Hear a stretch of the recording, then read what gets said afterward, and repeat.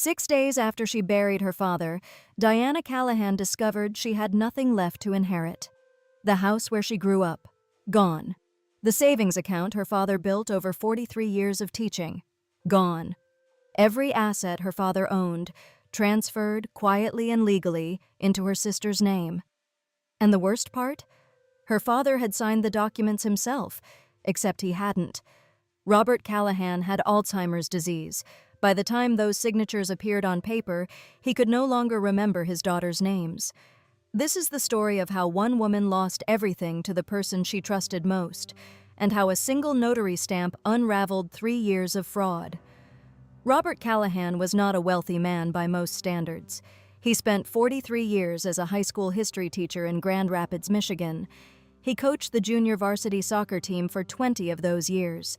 He drove the same car for 11 years because, as he used to tell his daughters, a car gets you from A to B. It doesn't need to announce you. He packed lunch every day. He took one vacation a year.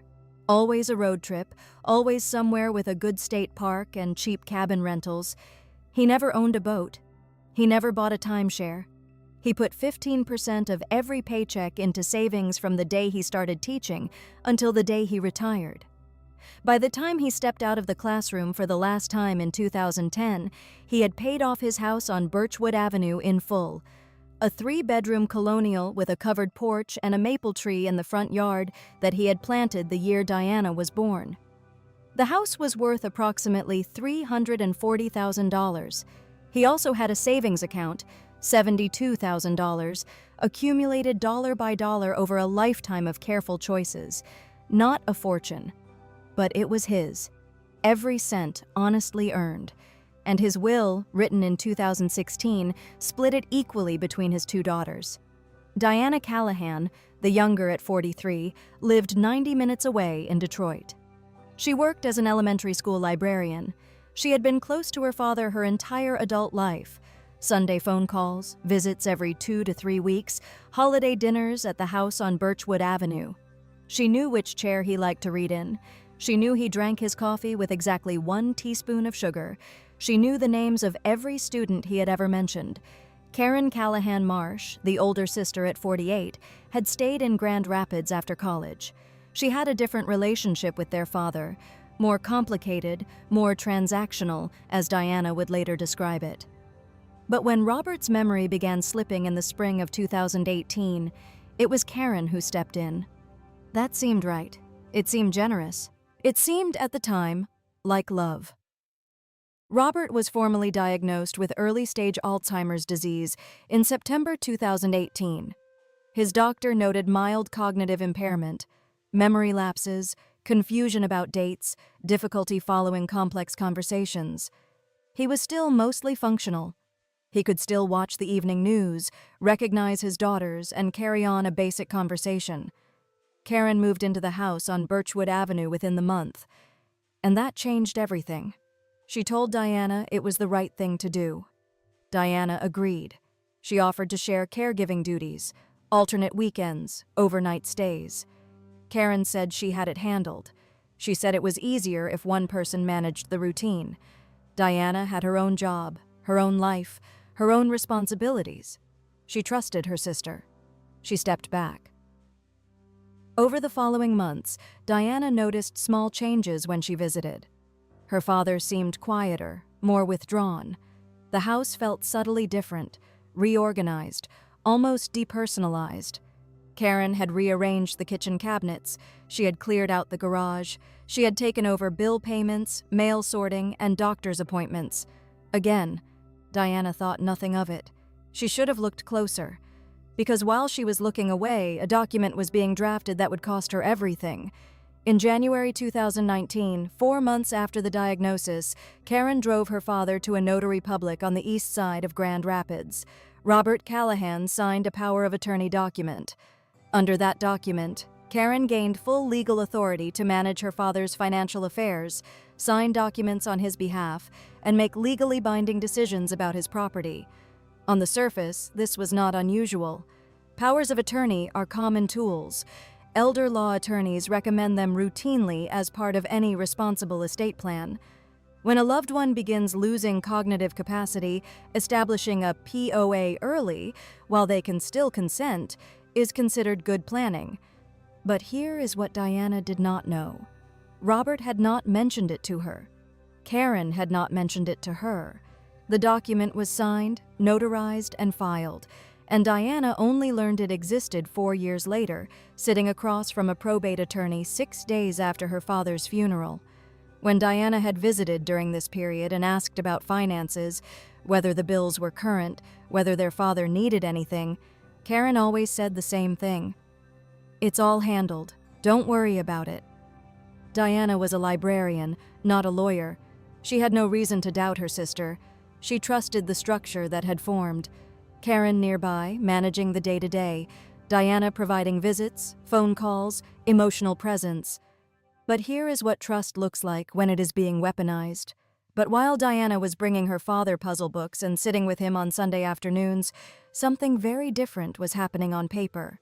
Between January 2019 and March 2021, Karen used the power of attorney to execute a series of financial transactions that she never disclosed to anyone.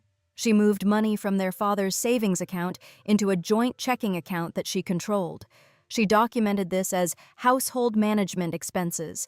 She also began paying herself a caregiving fee, undisclosed, uncontracted, and entirely unauthorized by any legal standard.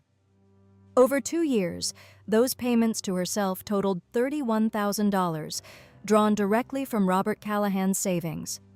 And then, on March 4, 2021, 9 months before Robert Callahan died, Karen filed a quit-claim deed with the Kent County Register of Deeds. The deed transferred ownership of the house on Birchwood Avenue from Robert Callahan to Karen Callahan Marsh. The document bore Robert Callahan's signature, but it gets worse.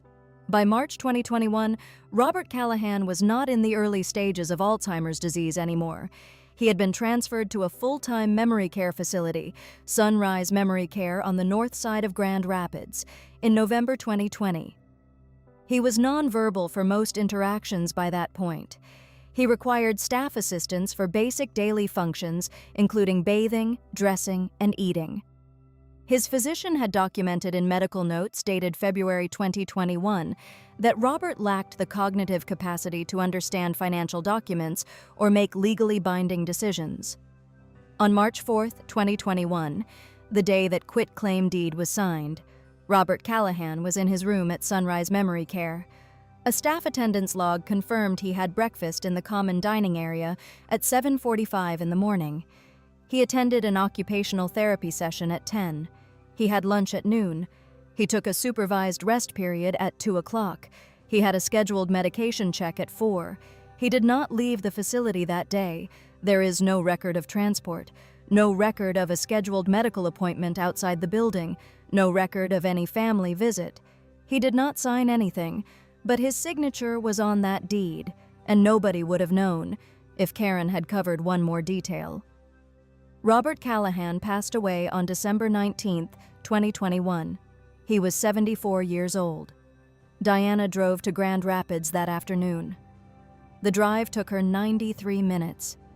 She spent most of it in silence, watching the Michigan winter close in around the highway, thinking about phone calls she had made to her father that he no longer recognized. She sat with Karen at the hospital. They held hands. They cried. Karen spoke about how hard the past year had been, how exhausting the caregiving had become, how much she had given up, how fortunate their father had been to have someone so devoted nearby. Diana listened. She believed every word. The funeral was held on December 23rd. Diana stayed through Christmas. She helped write the obituary, a careful accounting of 43 years in a classroom, a lifetime of packed lunches and road trips and soccer coaching, and quiet, stubborn generosity. She sorted through photographs with Karen. She cooked dinners. She sat with her grief in the house on Birchwood Avenue, in the kitchen with the reorganized cabinets, and tried to feel close to her father. On December 29th, Diana drove to the office of Gerald Hoffmeister, the probate attorney her father had used for over 15 years. She had no specific concerns. She was there for a routine appointment. She expected to hear a will reading that confirmed what she already knew. everything split equally, just as her father had always intended. She sat down across from Gerald Hoffmeister. He opened a folder, and Diana Callahan's understanding of the last 3 years of her father's life collapsed entirely. The will, written in 2016, never amended, left everything equally to both daughters. The house on Birchwood Avenue, the savings account, personal property, everything 50-50. But the will was almost entirely irrelevant, because by the time Robert died, there was almost nothing left in his estate to inherit. The house had been transferred out of his name in March 2021. It now legally belonged to Karen. The savings account, $72,000, built over 4 decades, had been drained through a combination of joint account transfers and direct withdrawals. The final balance at the time of Robert's death, $412. Gerald Hoffmeister laid out the paperwork quietly and carefully. He had seen this before. He explained the documents, the power of attorney, the quitclaim deed, the account transfers. He spoke in measured legal language about what each document meant and what had happened as a result. Diana sat very still and listened to a precise, dispassionate description of how her father had been stripped of everything he had ever saved. She did not cry in that office. She asked Gerald Hoffmeister one question, and that question set everything in motion. "Can I fight this?" Hoffmeister was honest. He told her the power of attorney had been executed when Robert still had some documented cognitive capacity, which made it more difficult to challenge. But the quitclaim deed was different. The signature on that deed, and the circumstances under which it was obtained, needed a much closer look. He referred her to an elder law attorney named Patricia Wren. Diana drove home to Detroit. She had $63 in her checking account until her next paycheck. She had no savings. She had a librarian's salary and a 2-bedroom apartment. She could not afford a lawsuit. She called Patricia Wren anyway. That phone call was the beginning of the end for Karen Callahan Marsh. Patricia Wren had been practicing elder law for 19 years. She had seen hundreds of cases like this. She knew the architecture of elder financial abuse, the caregiving setup, the POA document, the gradual isolation, the paper trail that looks legitimate until someone looks carefully enough to see the seams. She took Diana's case on contingency, no upfront cost, payment only from any recovery. Within 2 weeks of their first meeting, Wren had obtained 3 critical pieces of evidence. First, the complete medical records from Sunrise Memory Care, every physician note, every therapy log, every daily attendance record. The records included a note from Robert's neurologist, dated February 14, 2021, stating clearly that Robert Callahan lacked the cognitive capacity to understand or execute financial or legal documents. Second, the notary records from the office that had stamped the quitclaim deed. The notary, a woman named Sandra Polk, was legally required under Michigan law to verify the identity and mental competency of anyone signing a document in her presence. Third, a referral to a forensic document examiner, a specialist in handwriting analysis and document fraud.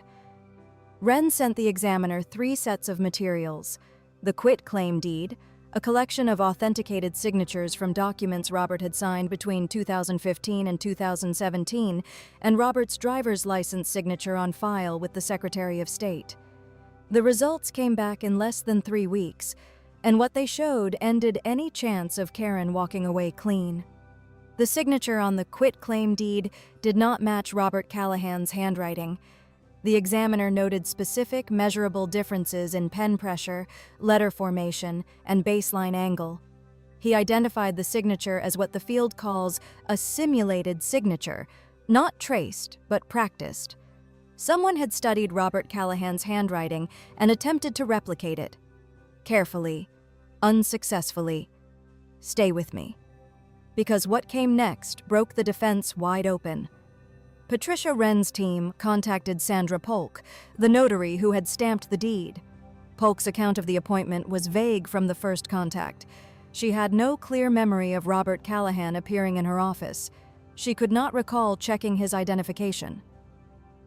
When Wren's team presented her with the Sunrise Memory Care attendance log, confirming Robert's physical location that day, Polk went very quiet. She then said slowly, "I didn't know he was sick." She did not explain how a man with documented advanced Alzheimer's disease had appeared coherent and competent enough to sign a deed without her noticing. She did not explain the inconsistency between her legal obligation and what the records showed. Her notary commission was suspended by the Michigan Department of State before the civil trial began, but that was just the first domino. Patricia Wren filed a civil complaint in Kent County Circuit Court in February 2022.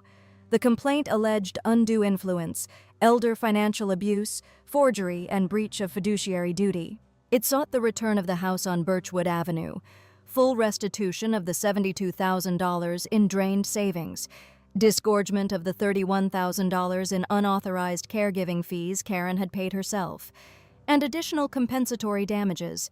Karen Callahan Marsh hired an attorney within days. Her defense rested on a single argument: their father had been fully aware of what he was signing. She produced text messages from 2019, in which Robert, in his own words, had expressed a desire to reward Karen for her caregiving. Messages in which he said, in effect, that the house should go to the daughter who was there. The texts existed. They were apparently genuine, and they were entirely irrelevant, because those messages were from 2019. The quitclaim deed was dated March 2021. That was a 2-year gap, a gap during which Robert's Alzheimer's had progressed from mild cognitive impairment to full incapacity. A physician had formally documented that he could not legally consent to anything just 3 weeks before the deed was signed. Intent expressed in 2019, even if genuine, could not authorize a transaction executed in 2021 by a man who no longer understood what a transaction was. The deposition of Karen Callahan Marsh took place on a Tuesday morning in August 2022. Patricia Wren had prepared for 6 months. She had organized the medical records chronologically. She had the handwriting report tabbed and annotated. She had the notary's inconsistent statements documented across 3 separate interviews. And she had one more piece of evidence that she had been saving. The memory care facility kept a visitor log. Every person who entered Sunrise Memory Care was required to sign in at the front desk: name, time of arrival, time of departure, resident visited. The log was kept as a matter of protocol, both for security and for care documentation. Patricia Wren had obtained 14 months of visitor logs, from the day Robert entered the facility in November 2020 through the day he died in December 2021. Between those dates, Karen had visited 31 times. Diana had visited 28 times. Friends, former colleagues, a neighbor from Birchwood Avenue, all recorded in the log. But on March 4, 2021, the specific date of the quitclaim deed, the visitor log showed no entry for Karen Callahan Marsh, and the facility's transportation log showed no transport arranged for Robert Callahan, no car service, no medical transport, no notation of any kind suggesting Robert had left the building. The quitclaim deed claimed that Robert Callahan had appeared in person at a notary office and signed a legal document of his own free will. Every piece of independent documentation said otherwise. Patricia Wren placed the visitor log on the table in front of Karen during the deposition. She placed the transportation log beside it. She placed the medical record beside that. And then she asked one question. "Where was your father on March 4, 2021? Karen looked at the documents for 11 seconds. Her attorney leaned over and whispered something in her ear. Karen looked at the logs again. Then she said, "I'd like to take a break." They did not resume the deposition that day. 3 weeks later, Karen's attorney contacted Patricia Wren with a settlement offer. He proposed returning the house. 60% restitution on the savings account, about $43,000 of the $72,000 taken, a signed agreement that neither party would pursue further legal action, and a non-disclosure agreement prohibiting Diana from discussing the case publicly. He also asked, explicitly, that Diana not refer the matter to the Kent County Prosecutor's Office. Diana Callahan rejected the offer within 24 hours. Keep watching, because what happened in that deposition room changed the entire trajectory of the case. She told Patricia Wren she wanted every dollar. She wanted full accounting of the unauthorized caregiving fees. She wanted the case to go to trial and produce a public record, and she wanted the matter referred to the prosecutor regardless of any settlement. Her reasoning, as she later described it, was simple. Her father could not speak for himself anymore. The only person who could make sure his story was told, completely and on the record, was her. The civil trial began in March 2023 in Kent County Circuit Court. The courtroom was small. The gallery was nearly empty. There were no cameras, no reporters, no spectators beyond a handful of courthouse regulars. This was not the kind of case that made national news, but for the two women sitting on opposite sides of the room, it was everything. Patricia Wren opened with a single image projected on the courtroom screen. A photograph of Robert Callahan from Christmas 2020, his last Christmas, taken at Sunrise Memory Care. He was seated in a wheelchair, wearing a paper crown from a Christmas cracker. He was looking at something off camera, something that seemed to hold his attention, though no one who saw the photograph could say what it was. His eyes were soft and unfocused. His hands rested open in his lap. He did not look like a man who had recently decided to sign over the home he had lived in for 38 years. The forensic document examiner testified for 2 hours. He walked the jury through a detailed side-by-side comparison. Robert's authenticated signatures from 2015 through 2017 projected next to the signature on the quitclaim deed. He pointed to specific letter formations, the lowercase r, the trailing loop on the H, the angle of the baseline. He explained patiently and precisely what each difference indicated about the authorship of the questioned signature. He concluded under oath, the signature on the quitclaim deed was not written by Robert Callahan.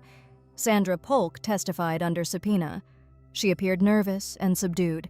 She admitted on the stand that she had no memory of Robert Callahan coming into her office. She admitted she had no record of verifying his identification. She admitted she had stamped the deed without adequate confirmation of his identity or competency. She had already lost her notary commission. On the stand, she looked like a person who had understood, too late, exactly what she had been a part of. Karen Callahan Marsh took the stand on day 4. Under direct examination from her own attorney, she spoke about her years of caregiving. She described the difficulty, the sleepless nights, the appointments, the medications, the moments of grief as she watched her father disappear piece by piece. She described her father's wishes, how he had told her repeatedly that he wanted to reward her sacrifice, how the house was his way of saying thank you to the daughter who had stayed. She was composed, measured, and sympathetic. Then Patricia Wren stood up. She asked Karen to explain, specifically, how Robert had physically appeared at the notary's office on March 4, 2021. Given that his medical record showed he lacked the capacity to consent to legal documents, and that the facility log showed no transport arranged for that date. Karen said there had been a transport, an informal arrangement. Wren asked who had driven him. Karen said she wasn't certain. Wren asked for a name, any name, a friend, a neighbor, a volunteer driver. Karen could not produce one. Wren asked whether Karen had forged her father's signature on the quitclaim deed. Karen said no. Wren placed the handwriting analysis report on the screen. She read the examiner's conclusion aloud, slowly, for the jury. She then asked Karen directly to explain the measurable differences between her father's authenticated signatures and the signature on the deed. Karen looked at her attorney. Her attorney objected on grounds of speculation. The judge overruled. Karen did not answer the question. The jury deliberated for 4 hours and 12 minutes. They returned a verdict in favor of Diana Callahan on all counts: undue influence, elder financial abuse, and fraud. The court ordered the full return of the house on Birchwood Avenue, complete restitution of the $72,000 in drained savings, disgorgement of the $31,000 in unauthorized caregiving fees Karen had paid herself, and additional damages for emotional distress, legal costs, and punitive findings totaling $68,000. Total awarded to Diana Callahan, over $500,000. 6 weeks after the verdict, the Kent County Prosecutor's Office filed criminal charges against Karen Callahan Marsh: felony elder financial abuse, forgery, obtaining property by fraud. Karen pleaded guilty in October 2023 to avoid a criminal trial. She was sentenced to 4 years of probation, mandatory full restitution, and 500 hours of community service. She was prohibited by court order from serving as a caregiver, financial agent, power of attorney holder, or estate executor for any person for 10 years. The house on Birchwood Avenue was returned to the estate and sold in January 2024. Diana Callahan used a portion of the proceeds to establish a small scholarship at her father's former school, the Robert Callahan History Scholarship, awarded each year to a junior who demonstrates intellectual curiosity and integrity. It was, as she later said in a brief public statement, exactly what he would have wanted. Let's slow down. Because what happened to Robert Callahan is not a rare story. It is not an exceptional story.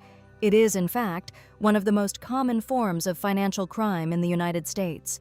The National Center on Elder Abuse estimates that financial exploitation affects 1 in 10 older Americans. It costs victims billions of dollars every year, more than any other form of elder abuse combined. And in the overwhelming majority of documented cases, the perpetrator is a family member, someone trusted, someone close, someone who was, at some point, genuinely trying to help. How does it unfold? It starts with proximity. The caregiver becomes the gatekeeper, controlling information, managing access, filtering what the outside world knows about what is happening inside the home. Other family members are reassured, kept comfortable, kept uninvolved.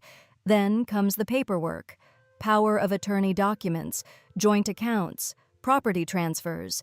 Each transaction appears in isolation, reasonable. Each document sounds like responsible planning. But together, assembled over months or years, they form a legal architecture designed to redirect an entire estate away from its intended beneficiaries. And by the time anyone notices, the architecture is already complete. What can you do to protect someone you love? The first and most important step: involve multiple people in financial oversight. No single family member should have unchecked, unmonitored control over an elder's finances. A co-agent requirement on a power of attorney, a second family member on account notifications, or a professional fiduciary creates accountability that makes exploitation significantly harder. Second, insist on transparency around documents. If a power of attorney, a deed transfer, or a significant account change happens without the knowledge of other family members, that is a warning sign, not a certainty, but a reason to ask direct questions and expect direct answers. Third, know what the isolation pattern looks like. A caregiver who limits other family members' access, who intercepts phone calls, redirects visits, manages all information flow, is not simply being efficient. Isolation is the mechanism that makes exploitation possible. It removes witnesses, it removes accountability, it removes the person who might ask the wrong question at the right time. Diana Callahan did not emerge from this unscathed. The legal battle consumed 2 years of her life. She spent weekends in a law office organizing medical records and bank statements instead of grieving her father. She sat across a courtroom table from her sister and listened to a defense that reframed everything Karen had done as love. She lost a relationship that, whatever it had become, had once been the most important one in her life, outside of her father. But she won something that money cannot fully represent. She made a public record. She created a documented legal precedent.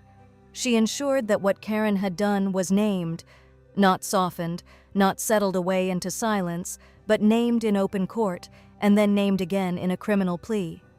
She gave her father's story the ending it deserved. If you are currently navigating an inheritance dispute, a fraudulent transfer, or suspected elder financial abuse, or if you want to protect a parent before a crisis arrives, consider consulting an elder law attorney. Many work on contingency for abuse cases, exactly as Patricia Wren did, And resources like LegalZoom can help you understand the key documents before they're used against someone you love. Powers of attorney, revocable living trusts, quitclaim deeds, beneficiary designations. Because the best protection is knowledge. Not after the funeral, not after the deed is filed, before any of it begins, before the paperwork is already done. If this story resonated with you, if you're dealing with something like this, or worried you might be, leave a comment below. You are not alone, and you are not without options. Subscribe if you want to keep following stories like this one. We post new episodes every Monday, Wednesday, and Friday. We don't just tell these stories, we explain exactly why they happen, so you see them coming. End of script. EP02